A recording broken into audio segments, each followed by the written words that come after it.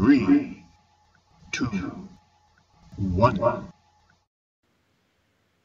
Saya Naura akan menjelaskan bagaimana korpus dalam penelitian ini.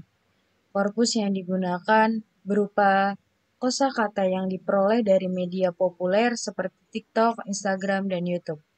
Kata-kata yang dikumpulkan melalui metode simak dan catat, di mana kami secara aktif mengamati serta mencatat istilah-istilah yang sering muncul dan digunakan oleh generasi alfa.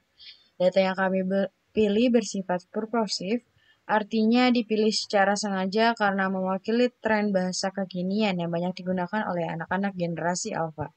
Contoh kalimatnya yaitu RIS, skibidi, sigma, cap, dan nocap. Kosakata ini berupa representasi ekspresif di era digital ini dan menunjukkan bahwa bagaimana generasi alfa menunjukkan dan membentuk cara berkomunikasi mereka sendiri.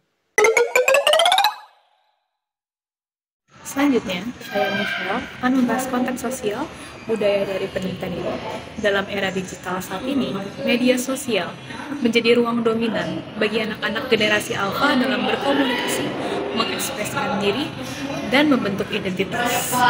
Istilah-istilah viral yang mereka gunakan bukan tren semata, melainkan simbol kekinian dan sarana untuk menunjukkan kebersamaan dalam komunitas digital mereka.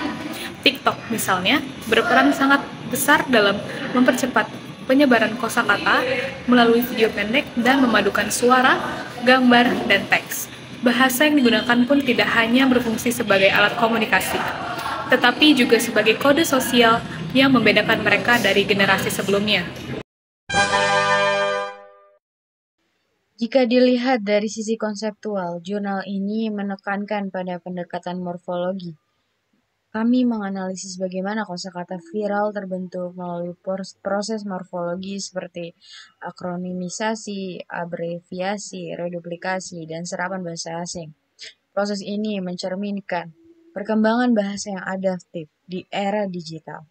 Selain itu, kami mengacu pada teori identitas sosial bahwa bahasa merupakan cerminan dari budaya dan perubahan sosial yang terjadi di sekitar penggunanya. Oleh karena itu, literasi morfologi di era digital ini menjadi penting agar kosakata yang digunakan tidak hanya ikut-ikutan tren saja, tetapi juga dipahami serta secara benar dari segi bentuk dan makna. Terakhir, kami ingin menekankan bahwa fenomena kosakata viral ini membuka peluang sekaligus tantangan dalam dunia pendidikan bahasa.